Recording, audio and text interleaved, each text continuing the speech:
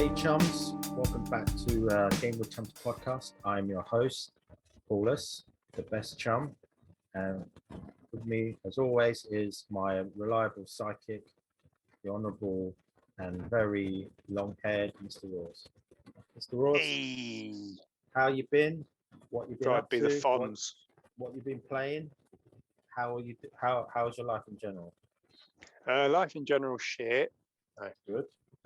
It's the same as last time we did this podcast because we're still, I think, some areas of lockdown are getting eased at the moment, but we're still pretty much in lockdown, so nothing's changed really. Yeah. And as far as what I'm playing, still the same thing. I'm still playing Mass Effect Andromeda, and on a daily struggle to keep playing it because I'm about halfway. Well, I'm probably a little bit over halfway through now, but it's just like it's so bland. It's just like every day I'm like, I'd like to play something else now, please, but I'm going to finish it, damn it. Because you didn't finish it last time, did you? I didn't. I'm actually further now than I got back in 2017. Yeah. Obviously, as I said back then, I played it like I would have played the other Mass Effect games and just done everything, because pretty much everything was worth doing in the old Mass Effect games. In Andromeda, very little is actually worth doing. So what I've been doing is sort of like doing the crew loyalty missions, getting the outposts on each of the worlds that you can settle, and then just the main story, and that's about it. And even then, I'm starting to get bored. I did Liam Costa's loyalty mission yesterday, which I didn't do the first time around. I didn't get that far with it, and it was actually not bad. It was actually quite funny in places. So that was, at least that's helping me push through. But I've done 5, I think, of the 6 loyalty missions. I've done 5 of the 6 outposts. So I'm just going to finish that stuff off and then finish the story off. And hopefully this week I'll finish it and I can put the whole thing behind me.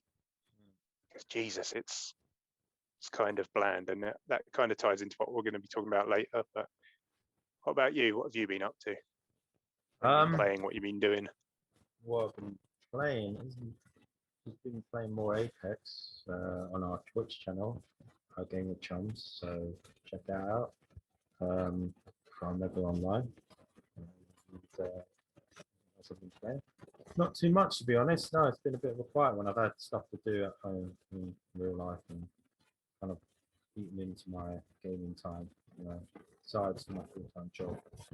Not too much, just not Apex and not too much else. Not even been watching anything. Nothing. I finished one division,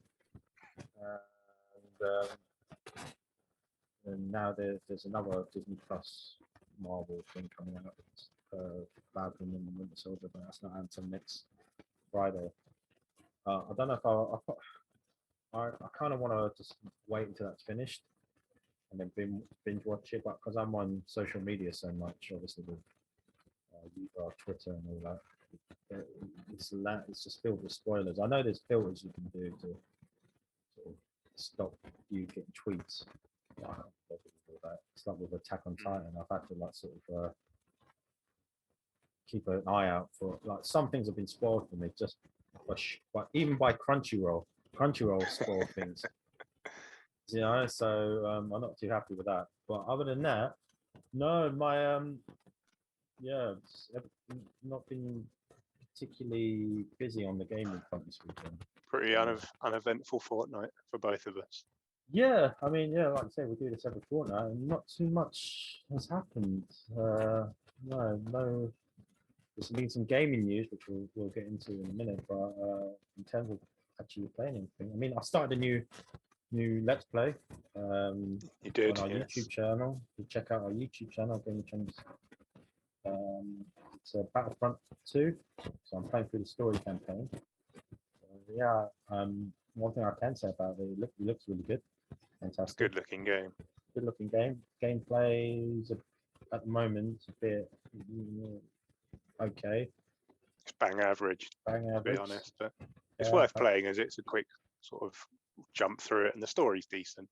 The setting, as always, the setting's good, Yeah.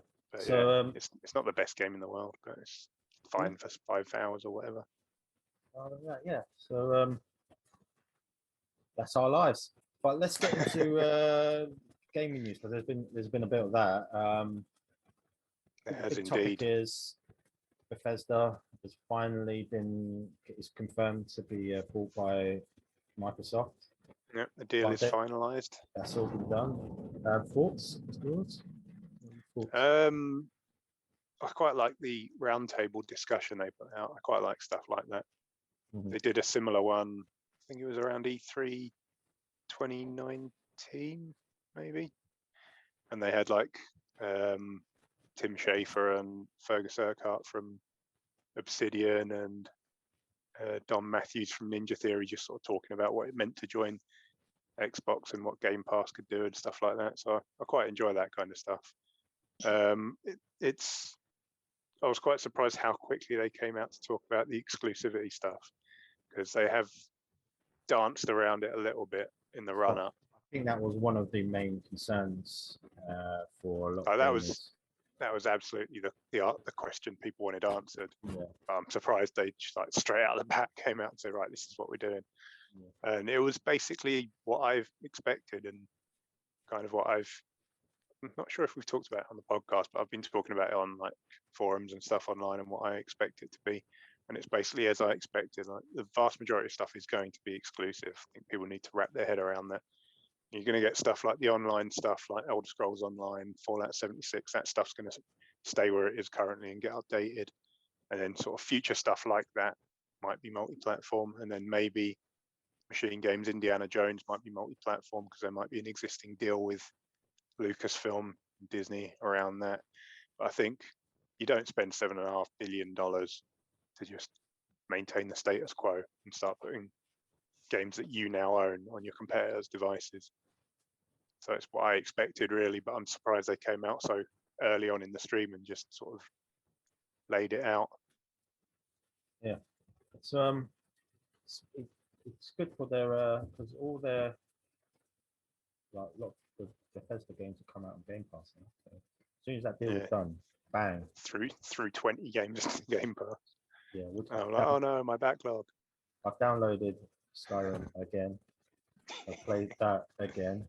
Get lost in that world again. I mean, how long ago was that? How long ago did that game come out? Like 10 years ago this year. Yeah, and we're still going on about it. Just that's how good that it was. But Todd Howard has finally achieved his goal. Now that it's in Game Pass, you're basically going to be effectively buying Skyrim every month for the rest of your life. Todd Howard's like, finally. But, yeah. I think I might go back to Skyrim because I didn't ever finish the main quest. On 360, I put like 300 hours in, didn't finish the main quest. On the Xbox One version, I bought that and I put about 30 hours in, didn't finish it.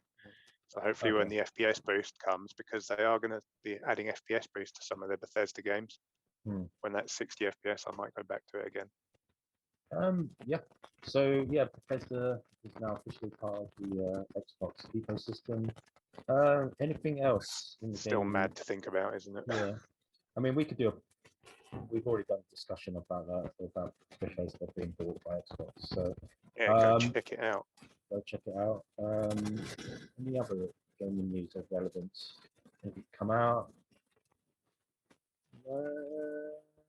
Nothing as big as that I can think of. Yeah. It's a bit of a quiet period, really, isn't it? Sort of like post-holiday season, as people call it, going up towards E3 season, which we're 3 months away from now at this point. It's usually quite quiet at this time of the year. But yeah, I don't think there's much else other than the fact that obviously more Bethesda games will be coming to Game Pass. Some of them are getting FPS boosts. So that'll be nice to look forward to. And other than that, I think that's about it. Yeah, so game news is done. Quiet period. Yeah. So we're going to get into the topic of today's podcast, which is studios that have fallen from grace. Is that a good way of putting it? I mean, I've got to think of a title for this podcast. So I think we're going to talk about two specifically, right? Two Pacific studios.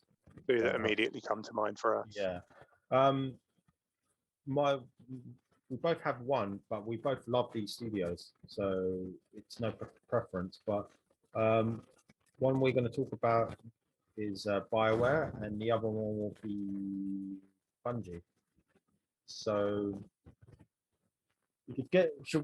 Let's get into Bioware, because there were some revelations from EA recently about Bioware. Some stuff happened, Some stuff and also happened.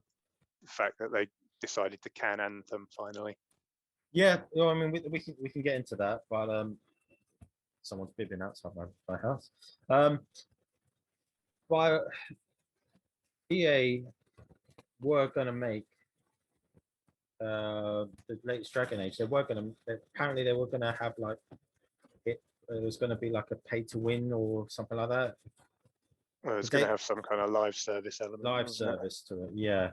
But because of the success of Jedi Fallen Order and the failure of Anthem, they have decided to keep Dragon Age as a single player RPG. Well, we were all under the assumption that was going to be the case anyway, but apparently not. Yeah, they were doing some sly shenanigans. Dragon Age? And Dragon Age, a single player game, surely you jest. Now, just for full disclosure, my company that I work for, our main client is EA. So I have to be a bit sort of diplomatic in what I think about EA. So be careful. Yeah, because I've signed disclosures and all that, so I can't talk about any like sort of new games or anything. But I can just be a bit critical of how the way they practice. I mean, like EA they're known for putting microtransactions and trying to push this live service, which they did with Anthem. For a studio like Bioware, which is known for their RPGs and story-based games, Anthem was a huge departure. And there was some like yourself who wanted to give it a try. I think you were quite more not forgiving, but you were willing to give Anthem a go. If it's a good game, then it's a good game. But you played it and you completed the story, didn't you? Yeah, it's a similar situation to some of the Bungie talk we'll get into in a bit, so I won't go too heavily into it at the moment, but I was willing to at least sort of give it a go. And yeah, I played the campaign and it just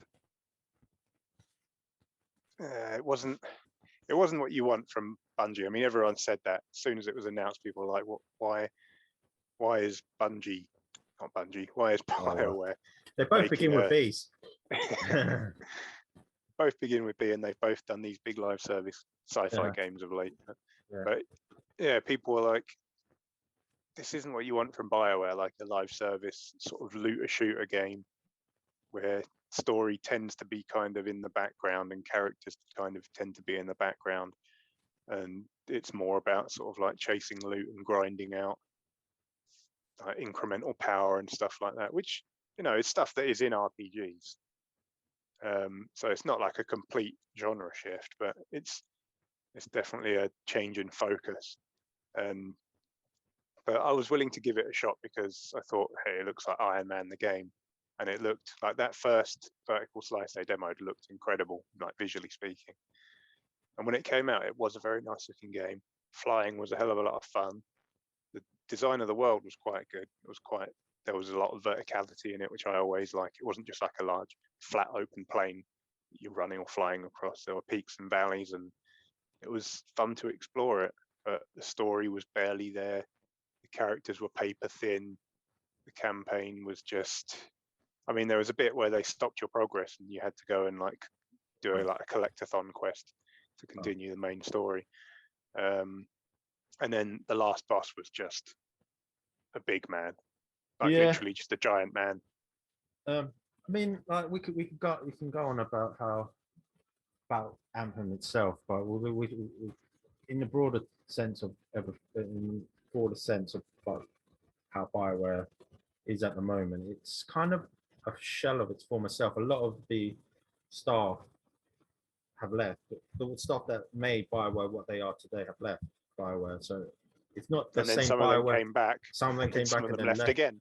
But it's not the Bioware that we once knew, because Bioware was my favorite studio at one point. They made.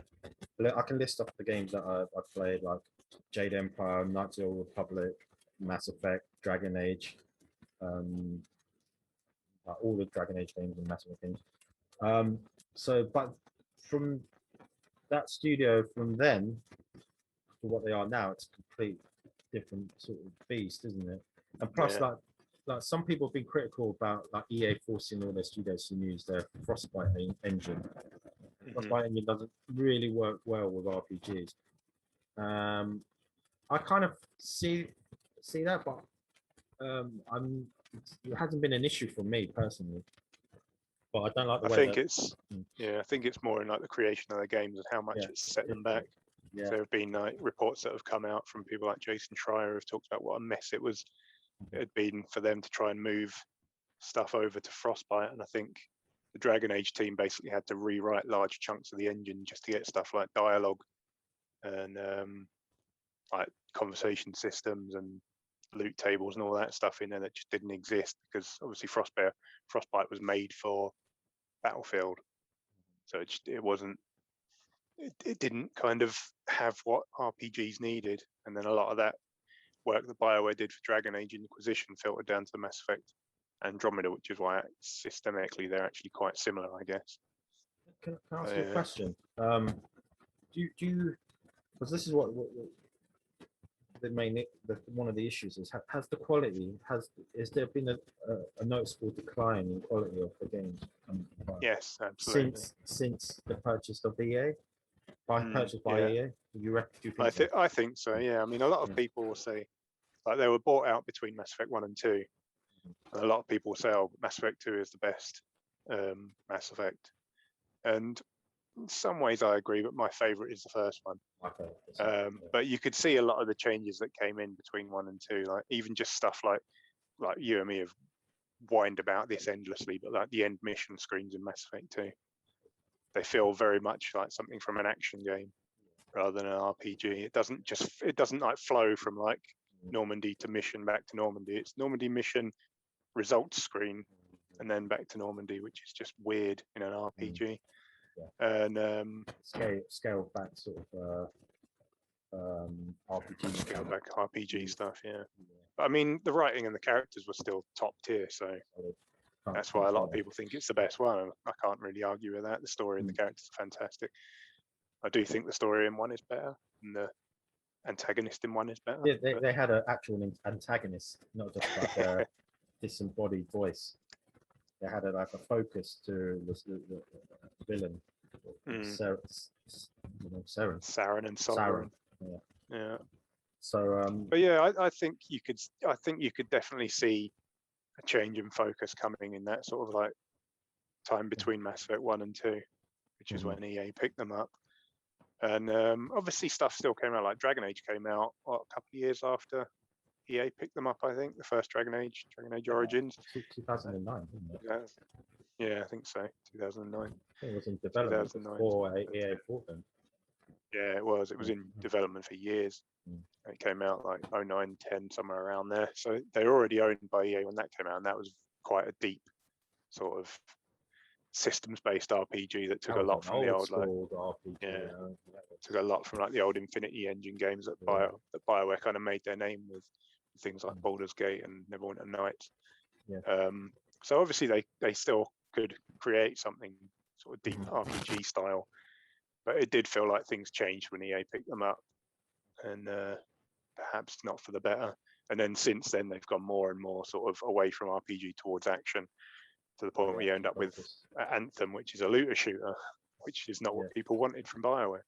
And you've got to think that's EA, right, pushing them to make something like that. And it ties into like the other studio that they saw Destiny and how successful and. Yeah, I mean that's the thing. People might not like Destiny, and I have my own thoughts on that we'll get into. But it was undoubtedly a success, and it became a huge thing, and then everyone wanted one of those, which is why you got things like Anthem and The Division, and then even Outriders, which is coming out in a couple of weeks. You played the demo. I played the demo. Yeah, it feels very budget, but it's quite fun. But they've said it's like it's not a live service game. It's just like, here's the game. We're not going to be adding stuff to it. There's no microtransactions or anything. Just go and play it and enjoy it. So they're taking a bit of a different tack with it, but it's undoubtedly that kind of style of game, like the looter shooter kind of thing, whatever you want to call it, which is being published by Square Enix. So pretty much every publisher has looked at Destiny and gone, we need one of those, which is why we ended up with Anthem. Yeah. And as we said, they finally shut it down in the last few weeks. Well, I think it happened just before they were meant to reboot it. Yeah, that's what they were supposed to be doing. Yeah. And I think this happened just before we recorded the last podcast that they announced that they weren't going forward with it. Yeah. And we kind of forgot to bring it up. Yeah. So we thought we'd table it for this week, and then it turned into this discussion. But they were supposed to be working on it in the background to try and sort of relaunch it, basically. And I was kind of hoping they'd be able to rework it into something worth playing, because there was stuff to like about it. Like, the world looked great. I liked the design of the javelin suits. The flying was genuinely really fun. The shooting and stuff was quite fun. I've got to direct you to I reckon we can talk about Anthem for a bit. Well, you can, so we're going to sort of not get too much into about how much what we've done about Anthem. But you said you were playing earlier, Andromeda, which is much maligned. I mean, very maligned.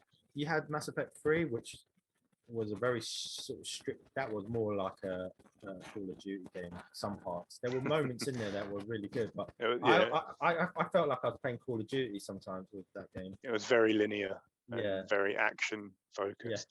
Yeah. I still really liked it up until here's the thing, like the ending kind of poisoned all discourse around Mass Effect 3. So you can't say anything positive about it, but up until the ending, it was very action focused, but it was still a good time. The thing is, there were some great moments in it. I can't really tie this into to their overlords, because I don't think EA had anything to do with their ending. They're like, no. Can we make that like a generic three choices ending? So that was probably more to the fact that Bioware didn't know how to end the story in a satisfying way. It was a really bit of a cop-out ending, but I mean, you kind of can't fault them in one sense, because they kind of made a rod for their own backs with these two huge games with hundreds of choices between them, probably, that just branch off into different things depending on what you pick, and they've got to try and bring that all back together for 3. So it can't have been easy, but it still wasn't a great ending. Yeah. But I think that's part of that is down to Drew Karpyshyn left Bioware, I think just before Mass Effect 2. So I think Mac Waters was the lead writer on 2, and that's why they kind of moved away from. There were fan theories in 1 that they kind of moved away from in 2. They had that. Was it? There was a mission in 2 about the sun going supernova. One of the suns going supernova. Now it was about dark energy, and that was supposed to lead into the. Yeah, people thought that was going to be the way it went. Yeah. And then 3 kind of didn't even mention it. Well, like you say, Bioware has sort of declined slightly, but they are bringing back Mass Effect, because obviously Andromeda wasn't up to it. It looked good. There was a lot of bugs in it. And there was a new studio that did it as well. So it was Bioware Montreal. That was kind of just set up just to do that. They'd done the MP, hadn't they? They did the multiplayer in Mass Effect 3, and that was all they'd worked on beforehand. And I mean, obviously that game that EA probably tacked on there to. I imagine so. Yeah. There was tons of microtransactions and everything in that mode as well, wasn't there? Yeah. I played a little bit of it when it came out, because I was kind of like, it tied into the whole galactic readiness thing in Mass Effect 3, so I was like, fine. So I played a little bit of it, and it was quite fun. It was basically like a wave-based sort of horde mode kind of thing, but no one I knew was playing it, so I ended up playing 3 missions, I think, and it did feel very tacked on. There was a lot of missions in the game that felt like it was just wave-based. Yeah. I was just like, all right, just hold this area, 3 waves of like Cerberus or Reaper forces come and survive until that wave over. Survive. Yeah, so but Yeah, like obviously Andromeda kind of tarnished their reputation, even if it wasn't like a Bioware Edmonton game. But like you had Mac Waters, I said, like the lead writer on 2 and I think 3 as well. He was like parachuted in to try and save it because it was a complete mess, and still couldn't sort of pull it together. And it's just, as I say, I've been playing it recently, and it's just so bereft of imagination. You kind of think, how could, yeah, they were basically a new studio working on their first big project, but how could they be handed something like as imaginative and deep as Mass Effect and make something as fucking bland as Andromeda? Like, there's no imagination in it at all. It's just so, like, the characters aren't really there. The story isn't great. Pretty much all the side quests are crap. The worlds are like just big empty areas with some like prefab buildings dropped on them. It's just, you play it and you just think, how did this happen? It was one of the biggest IPs of like that generation, previous generation, and they made something that feels almost soulless and completely lacking in imagination. I just don't understand how that happened. We compare Mass Effect Andromeda to Dragon Age 2 because they're both sort of like open world games. Rather with Dragon Age 2, Dragon Age 3, Inquisition. Sorry, yeah. I was wondering where you were going with this. I was like, really? Comparison between those two? Sorry, they're both like similar in like they're both big open world games with scope and sort of mechanics of them are both quite similar. Yeah. They had better characters in Inquisition. I think it's the fact that Inquisition was made by Edmonton. Actual Bioware, whereas Andromeda was made by, I don't want to say the B team because that sounds harsh, but a new team basically making their first big game, and they should have had the entire leadership of that project should have been Bioware Edmonton people sort of leading it, rather than sort of like just passing it off to a studio. And I think the guy leading it had worked at Ubisoft before on like some licensed games or something. And I was like, maybe let someone with a bit more experience lead a brand new Mass Effect.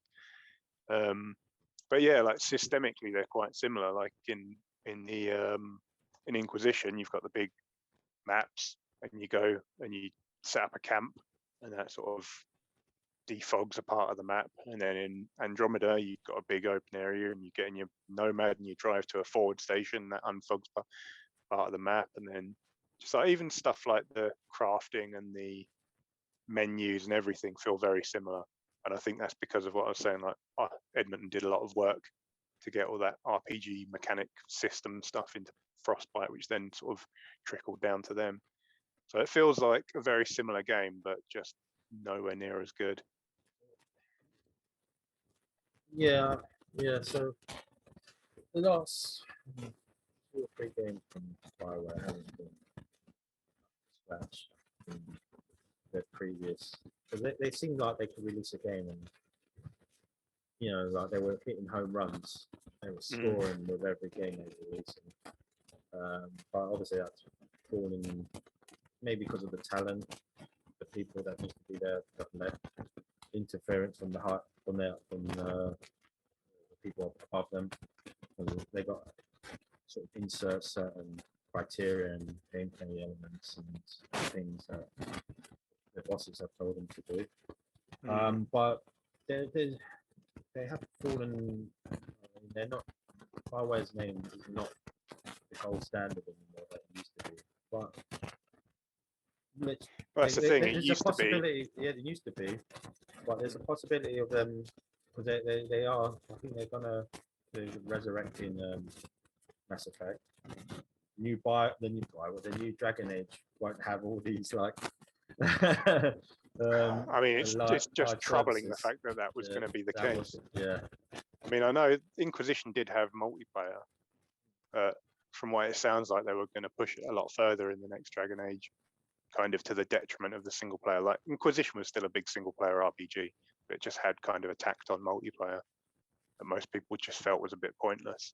But it sounds like they were going to completely switch the balance with the next one.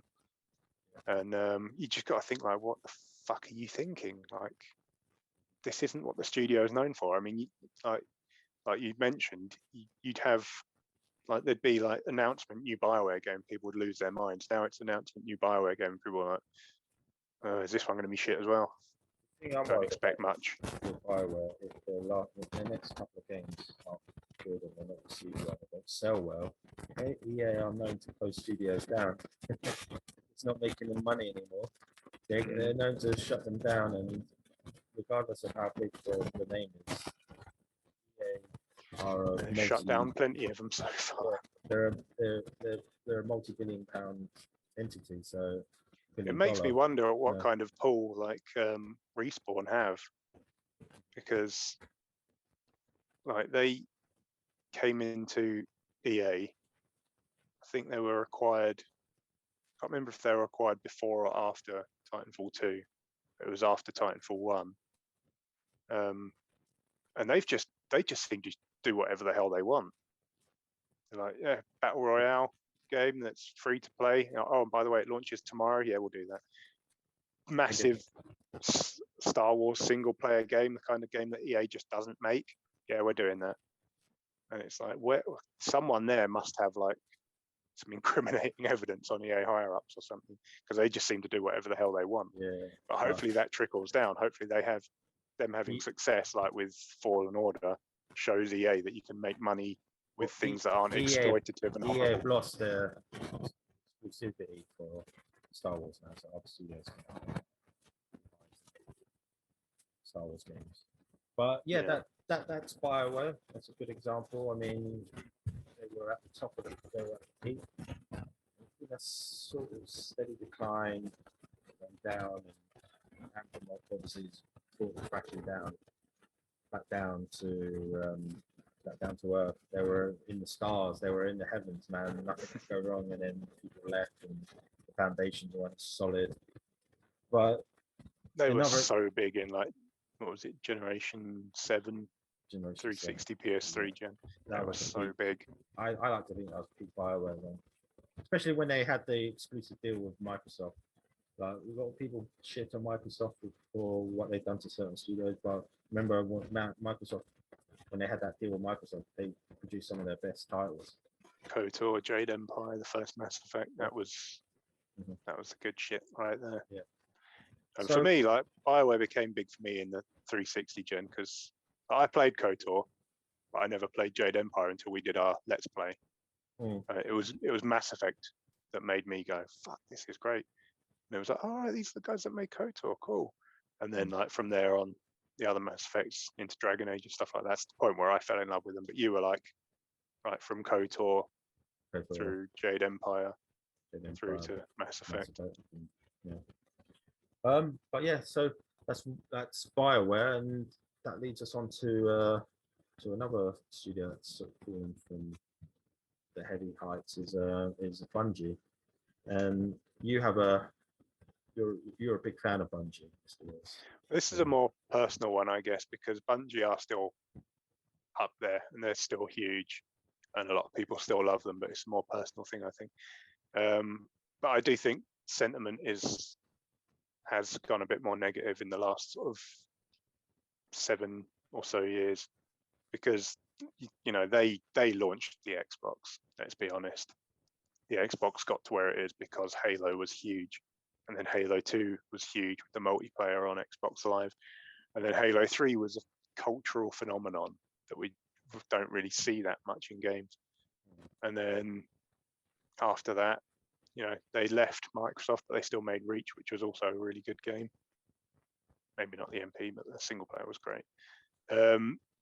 They were my favorite studio for a decade, maybe.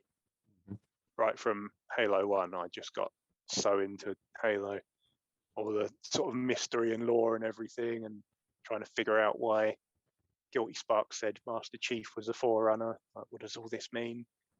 reading up on lore, reading up on fan theories and everything was like 10 years of my life, basically, as well as playing the games, obviously. And I put thousands of hours into those games. I couldn't tell you how many times I've played through like the campaigns of 1 to 3.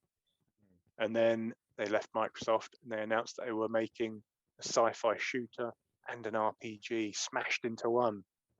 This was like, for me, it was like the dream project, right? Because I love RPGs. I love Halo. Halo RPG, this is going to be amazing. I was so excited for Destiny 1. I bought it on 2 platforms. Because I had people that wanted to play it on Xbox One. I had people that wanted to play it on PS4. And I was like, I'm going to play it on both sets of players. And then I played it. This is before crossplay. Yeah, this is before, in the dark days. Yeah. Yeah, and then I played it and I was like, oh, that's what this is. And it's just like, people will take the piss out of the story in Halo and it's campy and silly and whatever, and it's just hoorah marine dudes shooting purple aliens from another planet. But the mystery and the depth of how the story went back like over 100,000 years, and like who were the forerunners, what is the origin of the flood, and all this stuff that kept fan communities thriving for, as I say, like a decade or more. People went nuts for that stuff. So that was always a big part of Halo, as much as it was like the red v blue 4v4 or 8v8 or whatever multiplayer modes people were going nuts over. But that's what kept Halo kind of not relevant, but that's what a lot of people invested a lot of time in, like the story and the mythology and the lore and everything. And that's what I wanted from Destiny. I wanted like their next big sci-fi RPG with a story to lose myself in. And the story in Destiny 1 was a fucking turd, quite honestly. Like it got chopped up and sort of like sewn back together wrong in production. And it just, the way they put it back together, it made no sense. And it was shit, quite frankly, and it was not what I wanted. And they've kind of got themselves back on track a bit, and they're telling more of a cohesive story, but it's still not what I wanted from Bungie. And it's I don't know, they've embraced like a bit too much goofiness in the last few sort of expansions and stuff, and gone a bit too campy with it. And I don't want to get into spoilers for people that haven't played it, but they had Nathan Fillion voicing a character in it, who was also back in ODST and Halo 5. And they went a bit too hard on this guy's basically Captain Mal from Firefly with it. And yeah, like the story that Destiny 1 hinted at was quite dark and a bit creepy and stuff. Bit like grim dark space fantasy. And then they kind of just went, oh, hey, we're all just going to be stupid now in Destiny 2. So while the storytelling's more cohesive, it's still just not what I want from Bungie. And they kind of went from like, they were like, as Bioware was your favorite developer, Bungie were mine in the 360, in the OG Xbox and 360 era. They were my favorite developer. I fucking idolized them. I'd watch all the Vidocs and everything.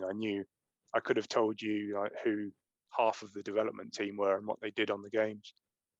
It's probably a bit creepy, really. Cyber stalking developers on the internet. Slightly, yeah. But that was how invested I was in them. And then pretty much overnight, they went from a studio that were like, these are the top tier guys. If I ever worked in the games industry, I'd want to work there working on their stuff. And I basically idolize these people. They make my favorite games. And then the next day it was like, I don't care about Bungie. It was literally overnight. I played Destiny. I was like, kind of don't care about this studio anymore. It's a weird thing to think about when I've been following them incessantly for like a decade or more. So yeah, Bungie would be kind of mine because of just how much I put into that sort of studio. And then now I genuinely don't care. If someone said, "Oh, Bungie are announcing a new game," I'd be like, "Oh, I guess I'll check it out." Not going to get too excited though, because they don't really make what I want anymore, and I kind of don't care. And I think that at last count, there were like something over 700 developers. So the vast majority of people that work there now weren't working there when I used to care about them anyway. So I don't want to like disparage their work. I think Destiny's a well put together game. It's just not what I want. It's not what I think of when I think Bungie, and it's not what I wanted from them at the time. So now it's just kind of like just not really interested in Bungie. And it's just kind of a weird realization to come to, given how much I kind of put into that over a decade or more. Mm-hmm. But I mean, Well, you yeah. never played Destiny, did you? I never played Destiny. It was completely, you were It's completely uninterested. I was uninterested in it. What? I mean, when I learned more about it and watching demos and you talking about it as well, it really put me off. I was like, this is not my cup of tea. Online sort of looter shooter with a sort of a sort of tacked on story just to keep everything together. I mean, I don't know, like the story. From what I know of it, wasn't great, especially for Destiny 1. I mean, like there's some lore behind there. Some, you know, I remember asking you questions like, "Who are these guys? Who are they?" Telling me, but, a lot of the lore is genuinely really good, but it never. I didn't say it never made it into the game. They tried to bring more of it into the game, but in Destiny 1, there was basically nothing there. Right. There's a lot of stuff like Joseph Staten, who like was a proper like, old school Bungie Halo guy. Worked on the cinematics, worked on the story, and it touched loads of stuff there. Wrote a lot of it. He wrote the story for Destiny 1, and him and his team wrote all the lore and everything. And some of the lore is amazing, like genuinely really good, like possibly the best stuff like that has ever come out of Bungie. And they cut a load of it because he left the studio, I think, because they cut the story into pieces before release and just sort of like haphazardly glued it all back together. And I think he was just like, fuck this, I'm going. And it's a shame because like a lot of the stuff, like you've probably heard of the Grimoire cards, because that's kind of infamous now, but you picked up collectibles that told parts of the story, but you had to go to an external website to read them. So it wasn't even in the game. You couldn't even pause the game and read the story. You had to go to another website. But some of that stuff, especially around like the origins of the Hive, was genuinely awesome. And it's just they didn't do anything good with it in the game. Yeah. And it's just it's a lot of squandered potential for me, Destiny, I think. Okay. So yeah, that's our thought. Has Destiny is Bungie, has that had a fall from grace, or is it just is it compatible with the Bioware comparison? Not really. Is that a fair pretty comparison? Personal thing? I mean, they're both different. Like, there's more personal. It's not what you're used to compared to what Bioware was, which had a. I mean, I do think Bungie has a very different. I do think Bungie has a very different audience these days. Part of that is from going multi-platform, but I also think I get the feeling a lot of people that loved them at the time have just kind of done what I've done and sort of walked away. Like they'll play the story stuff that pops up in Destiny, and then they'll just leave it at that, and they're not really invested. I feel like they just have a different audience, and their audience is probably potentially bigger now that they're multi-platform. I don't know if Destiny's ever sold as much as Halo 3. Is Bungie independent? They're not. Yeah. They are independent. I was, for some reason, I was thinking, Activision owns them, but they don't, do they? So no, they had a publishing deal with them, which they basically bought themselves out of recently. And I think they had an investment from NetEase, Chinese company, but I don't know if they actually. Maybe they own like a small share, but they are effectively independent.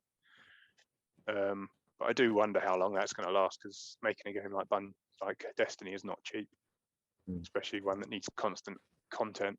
So I honestly wonder how long that will last. But yeah, I mean, it's for them, it's more of a fallen from my graces because they're not what I loved previously, and I think their audience is very different these days to what it was in the 360 days. And I know that's going to sound like salty Xbox is just mad that they've gone multi-platform. It's not that. I was very excited for Destiny 1, and it let me down greatly. Made me sad. And like you said, you played it both on Xbox and PS4. So. Yeah. completed the story, the campaign on both, did a bit of multiplayer and everything on both. But it just wasn't what I wanted.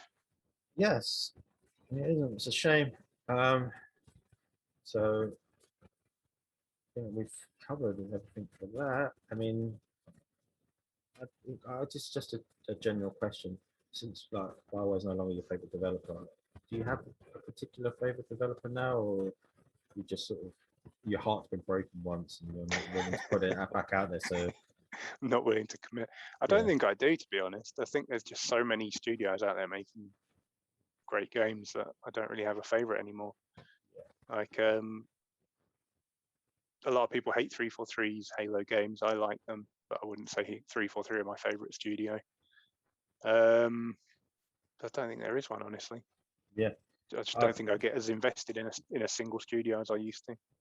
I think I feel the same way. There's not a particular developer that I would say it's my favorite anymore. I sort of just like the game. If they make a good game, I like it. I don't have like the excitement I used to waiting for a Bioware announcement. Like I used to back in the day, back when I was a younger man, and I was always excited about this shit more. Yeah, I mean, like when Mass Effect 1 came out, I was like, oh, that's amazing. I can't wait for Mass Effect 2. Then they did that teaser trailer where we all thought Shepard was dead. Was like, well, that was such a great opening of the game. What's going to happen now? Yeah. Imagine having the balls to kill off your main character in the first 10 minutes of your sequel. I mean, spoilers. Shepard does die, but he's resurrected. So that's a clever way of resetting the character. So yeah, probably should mention spoilers because obviously the Legendary Edition's coming out in a couple of months, and people might be coming to it new. So apologies for that, but it is literally the opening of the game. Yeah, I think that's more made for the fans. People have been clamoring for a remaster. So yeah, which hopefully is Bioware, EA give me a free copy. Yeah. So that's and anything else we need to discuss? I mean, no. So that's the end of this podcast, and that covered it. Yeah, well, like I said, Mr. Roars has got his ongoing Quantum Break Let's Play. So please check that out. That's released on Mondays. Mm-hmm. Yeah, I have Battlefront 2, which is released on Wednesdays normally, or Wednesdays or Fridays. This podcast will be going up on Monday. We have an audio version on Spotify, so please, if you don't want to look at our stupid faces or my terrible digital background, listen to it on my Spotify. Awful Sword Art Online figures. Yeah, terrible Sword Art Online. Yeah, I mean, like as I say, this is still a work in progress. I mean, hopefully one day, like if we can get a Q&A, like questions from listeners, we'll have a section where we answer your questions. I mean, I'll be putting that out there on Twitterverse or on our YouTube comment for this. Just leave us a question and we'll answer it in the next podcast. But yeah, I think that's it for today. Interesting topic. We've both got some strong feelings on it, on the subject. We've both been broken-hearted. That's like a bad breakup. You know, you fall in love with someone and they slowly change over time, and they're not the same person you love. So, and then it changes you for the rest of your life. You become bitter and resentful at the world. So, so yeah, that's. This is hitting on too many levels. Let's wrap this up. Yeah, that's. I've been Paul and Mr. Ross. Thanks for listening. Our social media details will be in the description of this podcast, so please check out my personal Twitter, Mr. Roars, Game of Chums, Twitter, everything will be on there. So yeah, and yeah, thanks for listening, and we'll catch you again in another fortnight, unless something Unless some something amazing, cool happens. some amazing news Like happens. Microsoft buys Sega. I mean, they could be they're looking for someone else to buy, so who knows, man? Buying Capcom, Konami, who knows? Yeah, so that's been episode 3, and we hope you enjoyed, and we'll see you again